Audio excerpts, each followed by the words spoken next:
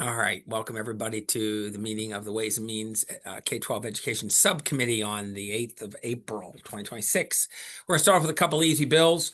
We have a couple of local bills. The first one is Senate Bill 508, which we've already passed the cross of. This one's one that alters the salaries of the board members and adds some non-voting student members to the Somerset County Board of Education. I think we're gonna put it in either it's clean, I can't remember, or putting it in the same stance as the House bill we passed. So are there any amendments? I can't remember, Ali. Nope.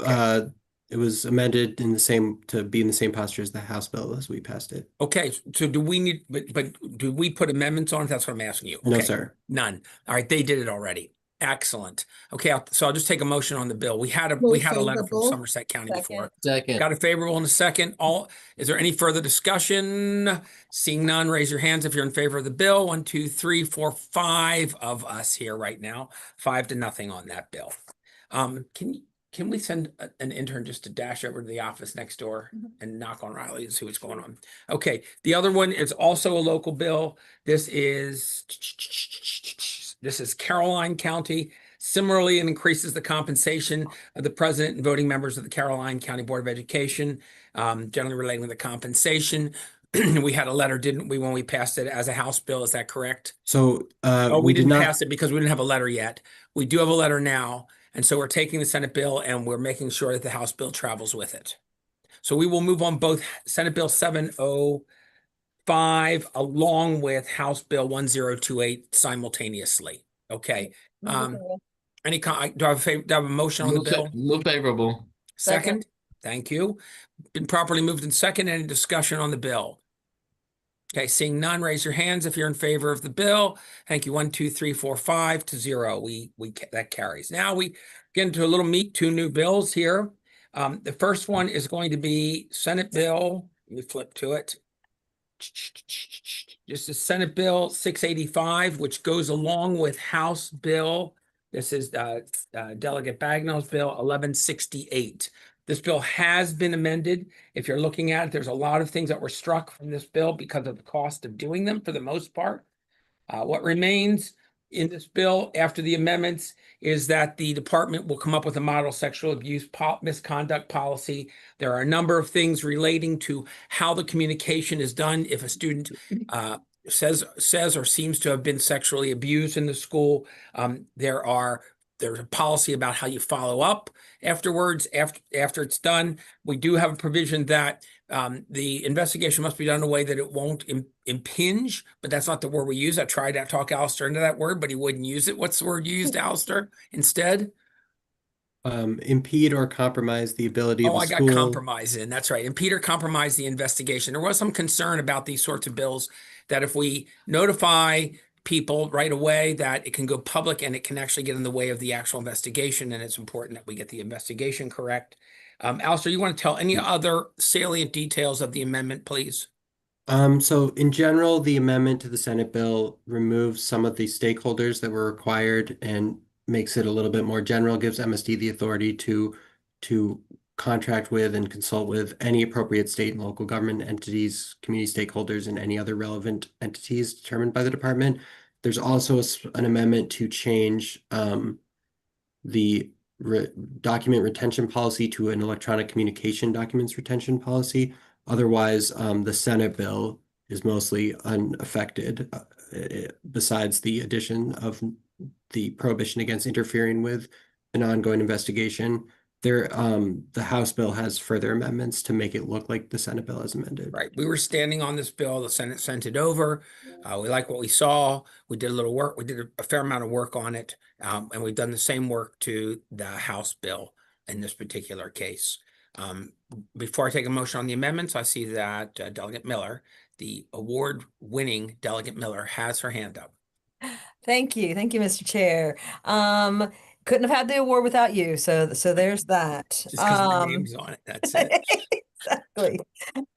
So question is, who is all covered with this? Is this any kind of sexual abuse situation or misconduct in the school environment? Does it include like if a student would do something to another student, or a staff member would, or like who all is included in this policy? Yeah, I'm reading the bill and I'm seeing no specificity about who is or is not included. So I would assume it could be interpreted in any situation where there's been sexual abuse in the school. Alistair, correct me when I make a mistake, please. no, that's right. It's school-related sexual abuse, and it's going to be, I think it would cover both of those instances, or all three of Okay. those instances you discussed. But it's going to be up to MSD's model policy, exactly the specifics they get That's into. true. They could write a policy that would make it more specific because we've allowed them to, but there's no indication in the law that they should limit it. So there you go. Okay, thank you. You're welcome.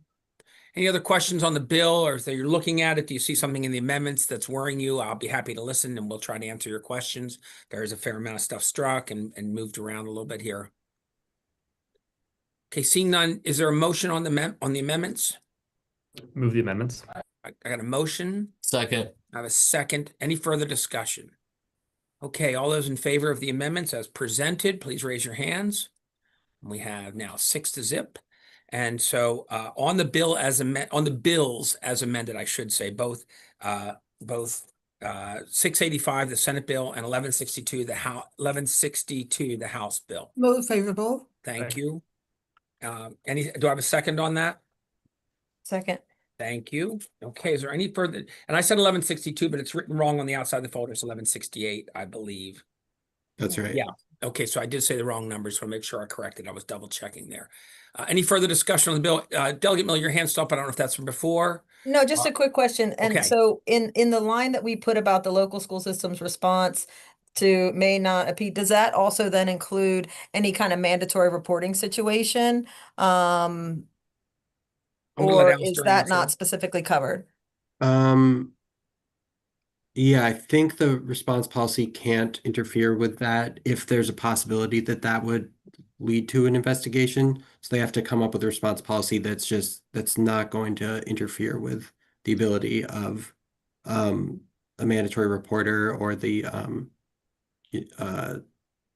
I forget exactly how the mandatory report process I works. was pretty serious about putting that in there because it sounds like we're protecting people, but actually I think we're protecting the investigation, which ultimately might lead to a better investigation and actually a better finding if indeed there's stuff that should not leak out to the public and then leak out to the press and actually alert people who maybe are guilty how to cover their tracks. So I really don't want that out there before the investigation is sort of, reaching its conclusion. Can we get some clarity that it won't supersede the mandatory reporting part? Because the mandatory reporting, especially with everything that's going on in my county, is very critical in understanding that you still are bound, like that should supersede everything else because, Yeah. especially because of the timelines established with it. Oh, I Also, think let that you would. I comment on may, it legally. I agree with what she's saying, but let's find out if it's already. yeah, I maybe misspoke. I don't think that this would the response policy, the model response policy, and the specific response policy that the local school systems have to adopt is not superseding those other investigatory Okay. avenues. It has to respect those other investigatory avenues. Okay, thank That's you. what I was going to say too. I just want to be clear here. All right. Thank you, Alistair. Delegate Miller, does that answer your question sufficiently outside of my messing around a little bit? All right. I think we took an amendment. We voted on, we did not, or did I ask? I can't remember. Do we vote on the You amendment? adopted the amendment. You were on Okay, the so bill on as the bill as amended. amended, do I have a motion or any further discussion? Bill. Got a favorable from Joe Second. Vogel. Do I have a second? I think Second. Robertson seconds. Any further discussion on the bill as amended? Seeing none, all in favor of the bill as amended, please raise your hand. I see, there we go. And so that's 6-0. And so we're going to take that one. Last one is a bill that talks about contracts. It's an interesting one. Also, I'm going to really let you talk about this one. I know it's eliminating some things that would be unreasonable for schools to enter into contracts that would put things in there that would prohibit certain things being done. And if you look carefully, I've checked. with some of the interested parties, most notably those who enter into contracts with from MSEA with teachers. But Part B at the top of page 2, the titles and subtitles cited there kind of leave those in their own section of law. Alistair, anything you want to add? Yeah, sure. So there's like this concept in contract law, gonna do some remedial law school. Hopefully any lawyers online can correct me if I'm wrong. But there's this won't let them. contract again, thank you, about certain things that should be unenforceable in contracts because they're contrary to public policy or that they're so one-sided as to be unfair and bad in contract form. These are things like when someone has immense bargaining power and you have to basically accede to their contract or not accede. They ask unreasonable things like that you sue only in a venue in Florida, say if you're based in Maryland, or that you go to binding arbitration where they get to appoint the arbiter, or that they can change the terms of the contract in the future. So the way the contract law works is if you have a contract like that, you can try to argue in court that it's unenforceable and get out of the contract. But the state of Maryland has decided that for these sorts of things that are contrary to public policy, for the university system of Maryland and state government, we're going to just say those things are unenforceable in Maryland, all those contract terms. So for universities and other state bodies, if they contract with a vendor who requires one of these one-sided contractual terms, it's unenforceable in the state of Maryland and the contract is null and void on that term. This bill would just make the same thing apply to school systems. The Senate amended it to not, the whole bill does not apply to collective bargaining agreements. Right. And the House bill has an amendment to put it in that same posture. Right. So this is really mirroring something that's done on the post-secondary level as far as contracts go. So it's kind of a protection against doing these things or a prohibition against doing these things. See a couple of questions. Delegate Patterson. It's left over from voting before. It does that to you when you raise your hand. So if you don't have a question, I'm fine. Delegate Roberson. I just want to know the bill number one more time. I'm sorry. I'm sorry, I didn't read them. I realized that as we were talking. It's Senate Bill 646, which is cross-filed with House Bill 1604. Thank you for that. I realized I didn't say the bill numbers at the beginning. We can wait a second for you to find them and look at them if you need to.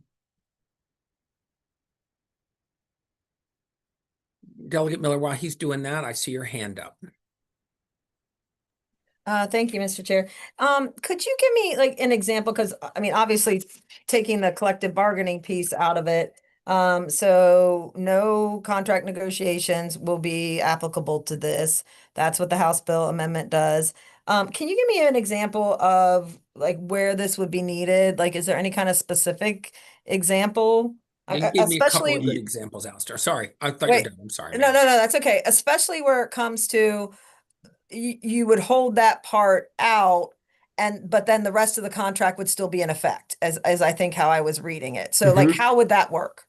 So for one example that a contract could have is say that you can only hire attorneys approved by the contracting party. So like if a school system were using like vendor service, some sort of software service that is based in California or something, and they put a term in the contract that said, we get to approve your lawyers in any dispute with us. We get to select the attorneys you use. That particular provision of the contract would be cut out, but the rest of the contract would still apply. That's an example, I think. Like another example could be that the contract says, if you want to sue us, you have to come to some particular courthouse in Texas where they have their own, the judge that they always work with or something like that. That's another example of something that could be in one of these contracts. Okay. Or the Yeah. liability piece. There was a liability piece as well. Yeah. Okay. Yeah. Right. There's a limitation on recovery. Right. That- Recovery of cost replacement. Yeah. you can't require you can't require automatic renewal. There's all kinds of stuff like that's written up. There's 10 of them altogether here that are. Okay. All right. Thank you. No, thank you. Okay, so we're going to move both bills, 1604 and 640, Senate Bill 646 and House Bill 1604 in this status. Do I have a motion on the amendments that would bring them together? Move the amendments. Thank you. Second. I have a second on it. Any further discussion on the bills or the amendments? Okay, I'll take a vote on the amendments. All in favor, please raise your hands. 1, 2, 3, 4, 5, 6. Thank you. And on the bills as amended. Move the bills. Got a motion Second. and a second. Thank you very much. Any further discussion? Okay, seeing none. All in favor of the bills as amended, raise your hands, please. And we're done. 6-0. That's all the bills, isn't it, Alistair? Got a little bit mixed up with the double downs, but I think we're finished for today. Thank you all very, very much for your patience with us. And if you have to go to another one,